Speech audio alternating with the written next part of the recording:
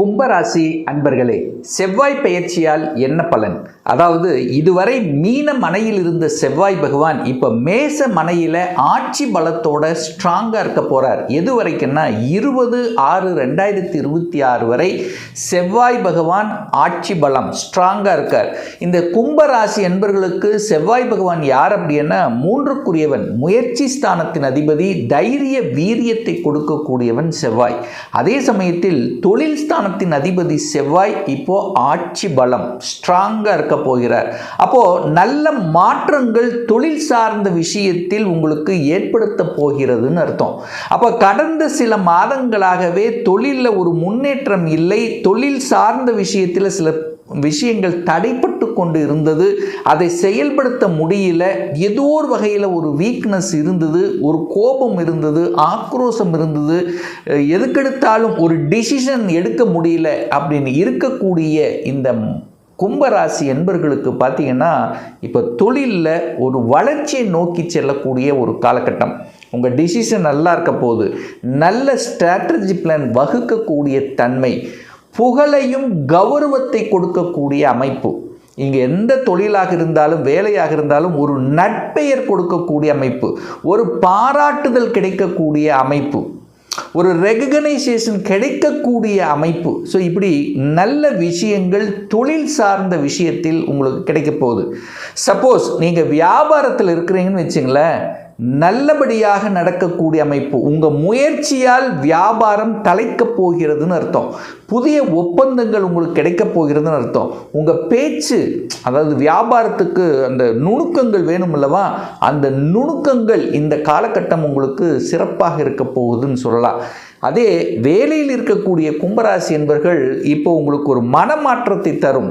வேலை மாறிடலாமா, வேறு இடத்துக்கு போகலாமா, இல்லை அடிஷ்னலாக ஏதாவது நம்ம செய்யலாமா. ஸோ இப்படி ஒரு நல்ல விஷயங்கள் உங்கள் மனதில் ஒரு ஆழமாக பதியக்கூடிய தன்மை இருக்கும். அதே சமயத்தில் பார்த்திங்கன்னா ஒரு சிலருக்கு ஒரு பதவி உயர்வு காத்து கொண்டு இருக்குன்னு சொல்லலாம், ஒரு ப்ரொமோஷன் கிடைக்கக்கூடிய. ஏன்னா 10ஆம் அதிபதி வலிமை பெறுகிறது அல்லவா கும்பராசி என்பவர்களுக்கு.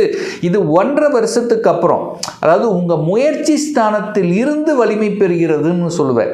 அதே சமயத்தில் பார்த்தீங்கன்னா இப்போ உங்களுக்கு ஒரு பொறுப்பை கொடுத்துருந்தாங்கன்னு வச்சுங்களேன், அந்த பொறுப்பை கச்சிதமாக முடித்து உங்கள் மேலதிகாரியுடன் பாராட்டு பெறக்கூடிய அமைப்புங்கிறது இந்த காலகட்டம் கும்பராசிக்கு உண்டு.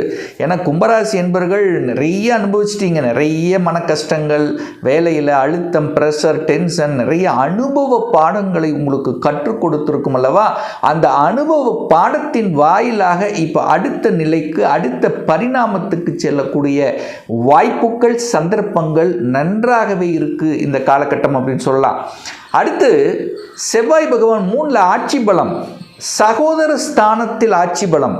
அப்போ சகோதரர்கள் சார்ந்த விஷயம், உங்கள் கூட பிறந்தவங்க இல்லை இரத்த பந்த உறவுகள் சார்ந்த விஷயத்தில் ஏதாவது தொல்லைகள் இருந்ததுன்னா அதெல்லாம் இப்போ பேசி சரி செய்யக்கூடிய தன்மை. அதாவது குறிப்பாக சொல்ல போனால் பாக பிரச்சனை, சொத்து பிரச்சனை, ஸோ இந்த மாதிரி ஏதாவது ஒரு மன கஷ்டங்கள் இருந்தால் அதை தீர்ப்பதற்கும் அல்லது கொஞ்சம் நீங்கள் விட்டு கொடுத்த அனுசரணையாக போவதற்கும் உகந்த காலகட்டமாக இந்த காலகட்டம் உங்களுக்கு அமையப்பெறுகிறது. 3ஆம் இடம் என்பது டிராவலை குறிக்கக்கூடிய இடம், ஒரு சிறு தூர பிரயாணங்களை குறிக்கக்கூடிய இடம். அப்போது அது நல்லா இருக்க போது, சிறு தூர பிரயாணம் நல்லா இருக்கும். செவ்வாய் என்னாலே ஒரு என்ன சொல்கிறது, ஒரு ஸ்ட்ராங்காக தைரியமாக எதையும் முடிவெடுக்கக்கூடிய தன்மை.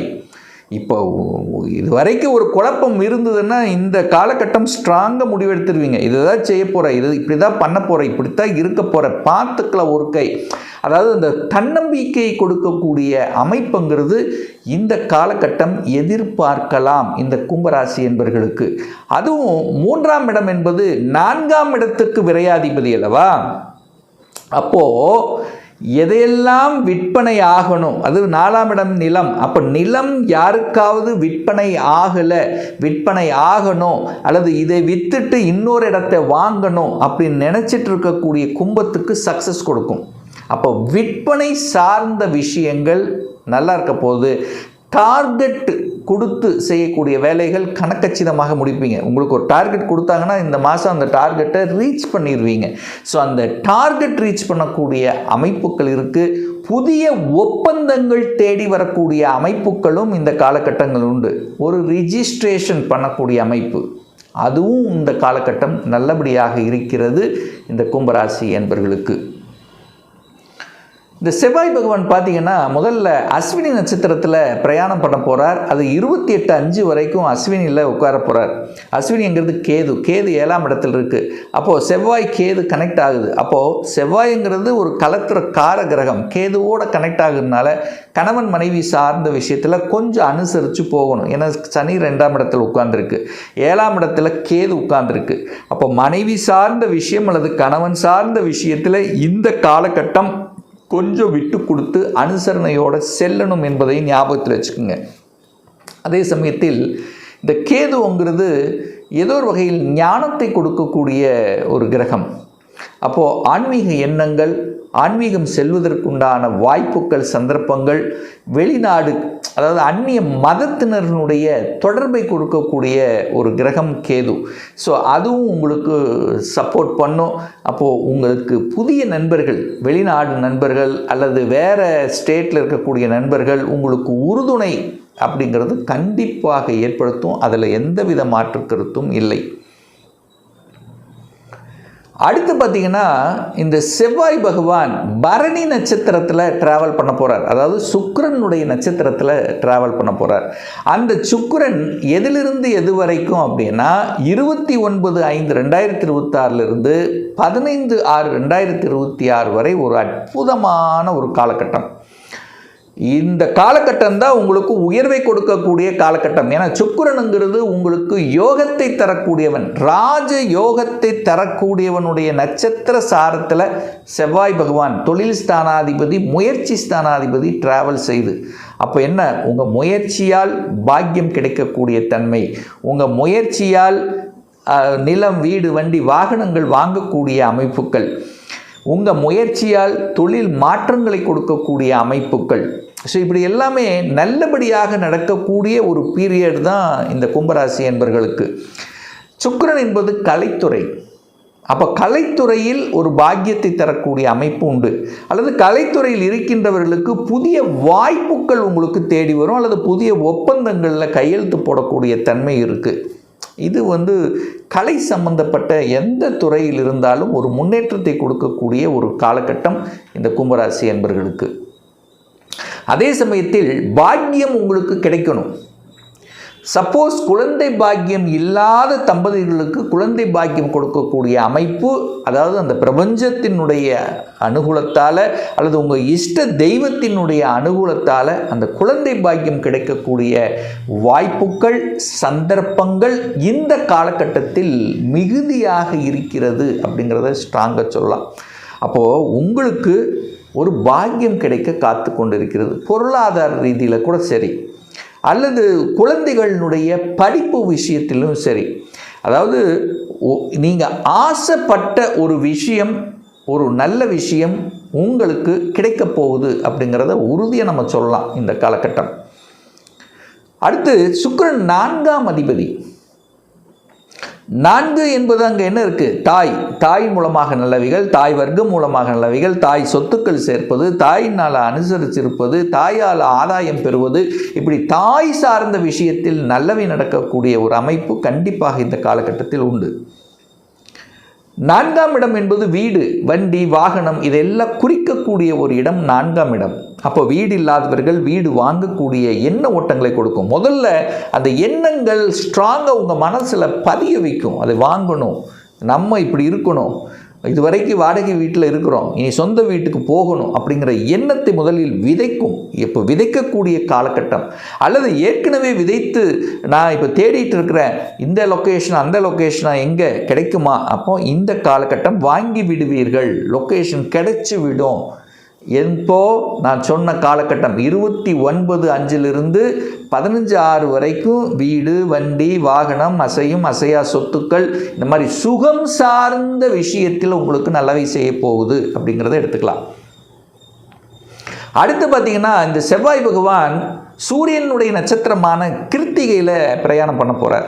அந்த சூரியன் 7ஆம் அதிபதி.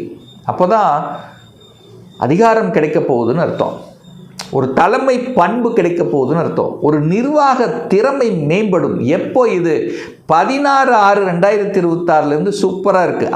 அதிகாரம் உங்களுக்கு கிடைக்க போகுது. அப்போ அதிகாரம்னா ப்ரமோஷன் கிடைக்க போகுது, அரசு சார்ந்த விஷயத்தில் நல்லவைகள் கிடைக்க போகுது, அரசாங்க எக்ஸாம் எழுதணுங்கிற எண்ணத்தை தூண்டும், அல்லது அரசு காரியங்கள் செயல்படுத்தக்கூடிய தன்மை, அரசியல்வாதிகளுக்கு ஒரு நற்பெயரை தரக்கூடிய தன்மை, புகழை தரக்கூடிய தன்மை, ஒரு கௌரவத்தை கொடுக்கக்கூடிய தன்மை. சூரியன் எப்படி ஸ்ட்ரெயிட் ஃபார்வர்டாக இருக்கிறதோ அதே போல ஒரு கம்பீரமாக இருக்கக்கூடிய தன்மை, தந்தையின் மூலமாக அனுகூலம் ஆதாயம் பெறக்கூடிய தன்மை, இப்படி சொல்லிட்டே போகலாம். ஸோ இந்த காலகட்டம் நிச்சயமாக கும்பத்துக்கு ஏற்றத்தையும் உயர்வையும் ஒரு நல்ல ஒரு ஸ்ட்ரென்த், ஒரு அதிர்ச்சி, இன்ப அதிர்ச்சி கொடுக்கக்கூடிய அமைப்பு, நல்ல செய்திகளை கொடுக்கக்கூடிய ஒரு காலகட்டமாக அமையும் என்று சொன்னால் அது மிகையாகாது. இன்னும் ஒரு துல்லிய பலன் உங்களை பற்றி தெரிஞ்சுக்கணும். 2026 எப்படி இருக்க போகுது? வேலையா தொழிலா? சொந்த தொழில் செய்வதற்கான கொடுப்பினை இருக்கா? அப்படி இருக்கக்கூடிய பட்சத்தில் எப்போ நமக்கு சொந்த தொழில்? வேலையில் இருக்கிறேன், எப்போ ப்ரமோஷன், இடமாற்றம் கிடைக்கும்? இப்போ +2 முடிச்சாச்சு, என்ன கோர்ஸ் எடுத்து படித்தா நம்மளுடைய ஃப்யூச்சர் நன்றாக இருக்கும்? எந்த கோர்ஸ் படிப்பதற்குண்டான கொடுப்பினை இருக்குது? திருமணம் தடைப்பட்டு கொண்டே இருக்கிறது, எப்போ திருமணம் நடக்கும்? எப்போ வீடு கட்டுவேன்? எப்போ குழந்தை பாக்கியம் கிடைக்கும்? இது போன்ற கேள்விகளுக்கு துல்லியமான பதிலை நம்மால் கூற முடியும். ஒரு பர்சனல் கன்சல்டேஷன் எடுத்துக்கணும், ஒரு சுய ஜாதகம் பார்க்கணும் என்று விருப்பப்படக்கூடிய அன்பர்கள் டிஸ்பிளே தெரியக்கூடிய நம்பருக்கு வாட்ஸ்அப் மூலியமாகவோ ஃபோன் கால் மூலியமாகவோ தொடர்பு கொண்டு அப்பாயின்மெண்ட் பெற்றுக்கொண்டு நேரடியாகவோ ஆன்லைன் மூலமாகவோ கன்சல்டேஷன் எடுத்துக்கலாம். நம்மளுடைய அலுவலகம் கோயம்புத்தூரில் அமைந்துள்ளது. அதாவது கோயம்புத்தூரிலிருந்து மேட்டுப்பாளையம் செல்லும் வழியில் வெள்ளக்கிணர் பிரிவு அன்னபூர்ணா ஹோட்டலுக்கு அருகில் அமைந்துள்ளது. பிரியர் அப்பாயின்மெண்ட் வாங்கிட்டு நேரடியாக கன்சல்டேஷன் எடுத்துக்கலாம். நிச்சயமாக இந்த பதிவு ஏதாவது ஒரு ரூபத்தில் உங்களுக்கு யூஸ்ஃபுல்லாக இருக்குங்கிறதுல எந்தவித மாற்று கருத்தும் கிடையாது. நம்ம சேனலை நீங்கள் ஃபஸ்ட்டு டைம் பார்ப்பவர்கள் என்றால் மறக்காமல் சப்ஸ்கிரைப் பண்ணிக்கிங்க. பக்கத்தில் இருக்கக்கூடிய பெல் பட்டன் மற்றும் ஆல் நோட்டிஃபிகேஷனை கிளிக் பண்ணும்போது நான் போடக்கூடிய அடுத்தடுத்த பதிவுகள் உங்களுடைய நோட்டிஃபிகேஷனில் வந்து சேரும். மீண்டும் ஒரு நல்ல பதிவில் உங்களை சந்திக்கும் வரை உங்களிடமிருந்து விடைபெறுவது உங்கள் அஸ்ட்ராலஜர் டாக்டர் சதீஷ்.